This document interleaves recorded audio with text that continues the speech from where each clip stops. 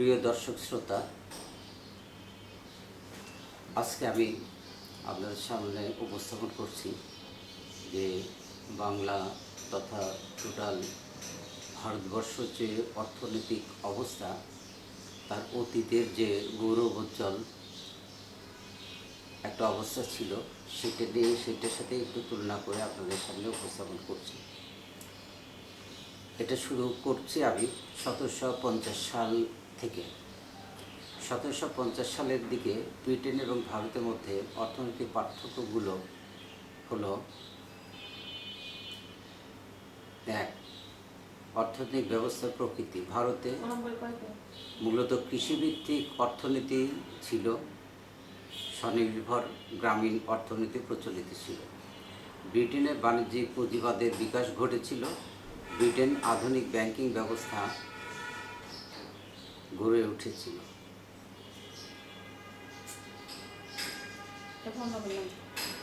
দুই, উৎপাদন পদ্ধতি। ভারত হস্তশিল্প কুটির শিল্পের প্রাধান্য ছিল। বিশ্বমানের সুতি ও রেশম বস্ত্র উৎপাদিত হতো।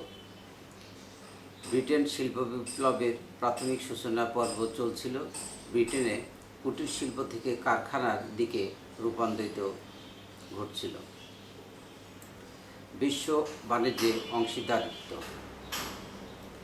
ভারত বৈশ্বিক জিডিপির প্রায় 25% অবদান রাখত। তৈরি পণ্য রপ্তানি করে সোনা রূপা আমদানি করত। পক্ষান্তরে ব্রিটেন বৈশ্বিক জিডিপির মাত্র 2% এর মতো অবদান ছিল। নৌশক্তি ব্যবহার করে আন্তর্জাতিক বাণিজ্য ছড়াচ্ছিল।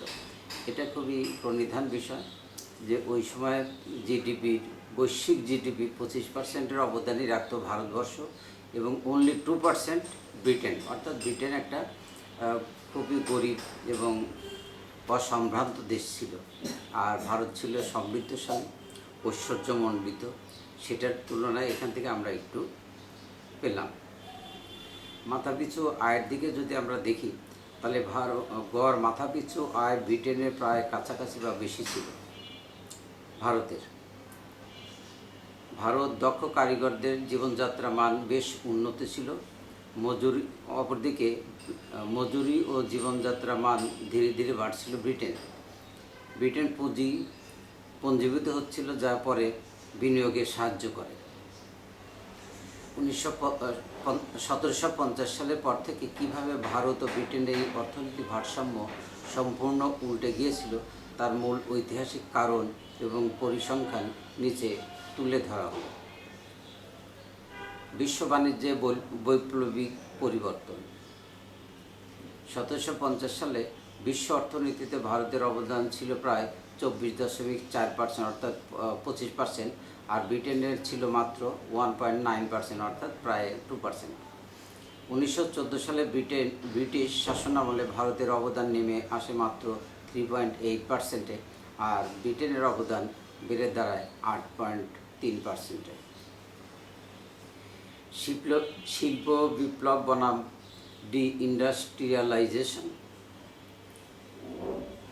ব্রিটেনের উত্থান। 1760-এর দশকে ব্রিটেনে বাষ্প ইঞ্জিন ও আধুনিক যন্ত্রপাতির আবিষ্কার হয়, যা কারখানায় সস্তায় গণ উৎপাদন শুরু করে। ভারতের পতন। ব্রিটিশরা ভারত থেকে সস্তায় তুলা নিয়ে যেত এবং তাদের কারখানায় তৈরি কাপড় ভারতীয় বাজারে শুল্কমুক্তভাবে বিক্রি করত। কারিগরদের ধ্বংস। ব্রিটেনের এই অসম প্রতিযোগিতার কারণে ভারতীয় ঐতিহ্যবাহী তাঁত ও বস্ত্রশিল্প পুরোপুরি ধ্বংস হয়ে যায়। সম্পদের বহির্গমন নীতি।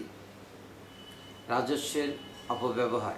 1757 সালে পলাশির যুদ্ধ এবং 1765 সালে দেওয়ানি লাভের পর ইস্ট ইন্ডিয়া কোম্পানি বাংলা রাজস্বের টাকা দিয়েই এদেশের পণ্য কিনত। বিনামূল্যে রপ্তানি। এর ফলে ভারত থেকে বিপুল পরিমাণ পণ্য সম্পদ ব্রিটেনে চলে যেত, যার বিনিময়ে ভারত কোনো অর্থনৈতিক সুবিধা পেত না। পুঁজি পাচার।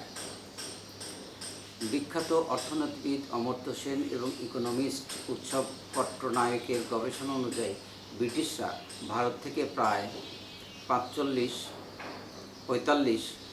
ট্রিলিয়ন ডলার সমমূল্যের সম্পদ ব্রিটেনে পাচার করে। এটা একটা বিশাল অংশ, ৪৫ ট্রিলিয়ন ডলার। ওই সময় কৃষি বাণিজ্যিকরণ ও দুর্ভিক্ষ, খাদ্যশস্যের অভাব, ব্রিটিশরা কৃষকদের ধান গমের বদলে নীল, আফিম ও তুলার মতো অর্থকরী ফসল চাষে বাধ্য করে। ভয়াবহ দুর্ভিক্ষ, এর ফলে খাদ্য সংকট তৈরি হয় এবং ১৭৭০ সালে বাংলায় ভয়াবহ দুর্ভিক্ষ ঘটে, যাকে ৭৬ মন্বন্তর বলা হয়, যাতে ১/৩ মানুষের মৃত্যু ঘটে। ১৭৫৭ সালের পলাশির যুদ্ধ এবং ১৭৬৫ সালের দেওয়ানি লাভ কীভাবে ভারতের, বিশেষ করে বাংলার অর্থনীতিকে পুরোপুরি ধ্বংস করেছিল এবং ব্রিটেনের শিল্পায়নে সাহায্য করেছিল, তার নিচে বিস্তারিত তুলে ধরা হলো। পলাশি যুদ্ধ এবং পলাশির লুণ্ঠন, নগদ অর্থ পাচার। ১৭৫৭ সালে যুদ্ধের পর মীর জাফরকে নবাব বানিয়ে ইস্ট ইন্ডিয়া কোম্পানি বিপুল পরিমাণ নগদ টাকা ও রত্ন উপহার হিসাবে নিয়ে নেয়। কোম্পানি লাভ, রবার্ট ক্লাইভ এবং কোম্পানির কর্মকর্তারা ব্যক্তিগতভাবে লাখ লাখ পাউন্ড আত্মসাৎ করেন, যা ব্রিটেনের ব্যাংকগুলোতে জমা হয়। বিনামূল্যে বাণিজ্য, কোম্পানি বাংলায় শুল্কহীন বাণিজ্য করার অধিকার দত্তক পায়, যা স্থানীয় দেশীয় ব্যবসায়ীদের ব্যবসা থেকে ছিটকে দেয়। ১৭৬৫ সালে দেওয়ানি লাভ ও রাজস্ব ব্যবস্থার রূপান্তর, ট্যাক্স আদায়ের অধিকার, দিল্লির সম্রাট শাহ আলমের কাছ থেকে কোম্পানি বাংলা, বিহার ও উড়িষ্যার দেওয়ানি বা রাজস্ব আদায়ের আইনি অধিকার লাভ করে।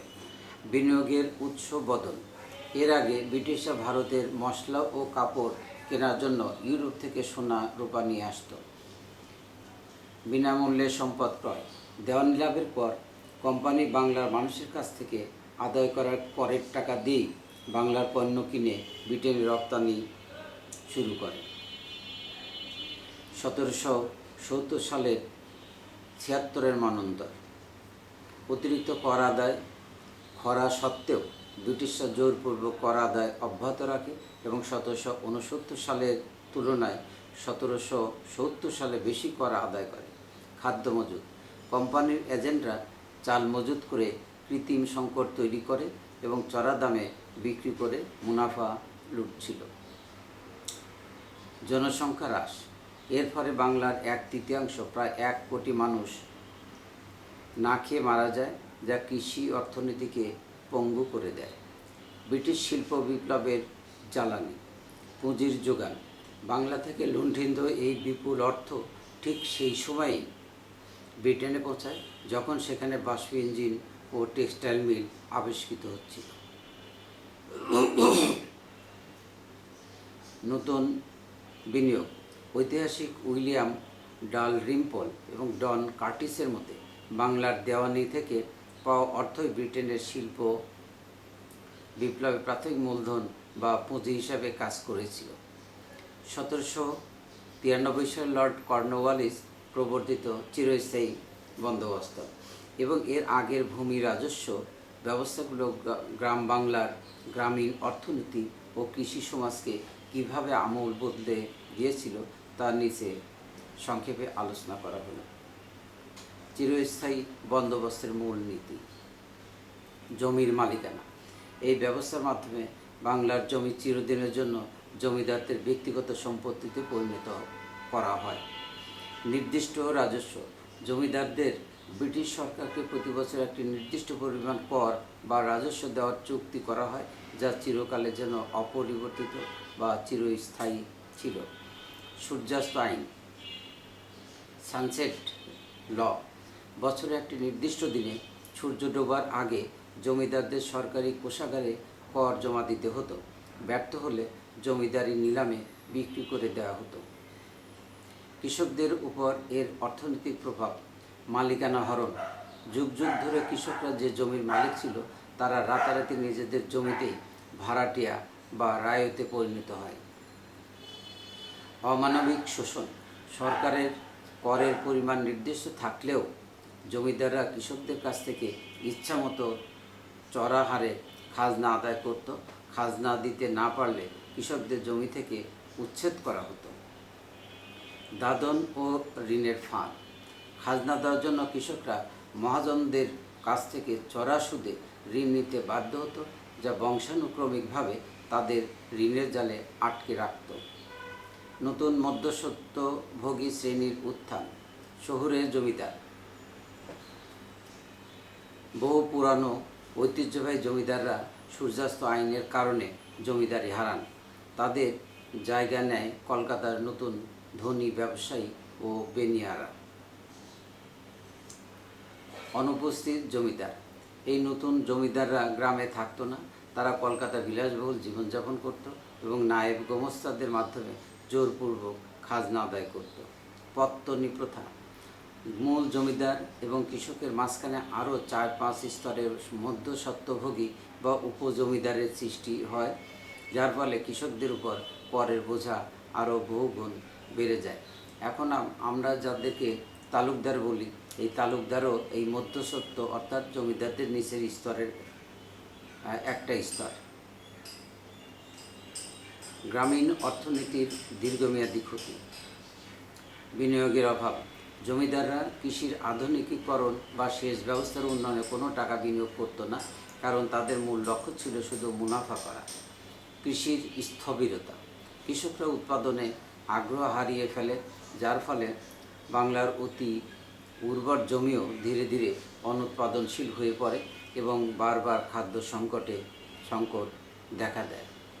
আজকে এ পর্যন্তই। আপনারা সবাই ভালো থাকুন। আল্লাহ হাফেজ।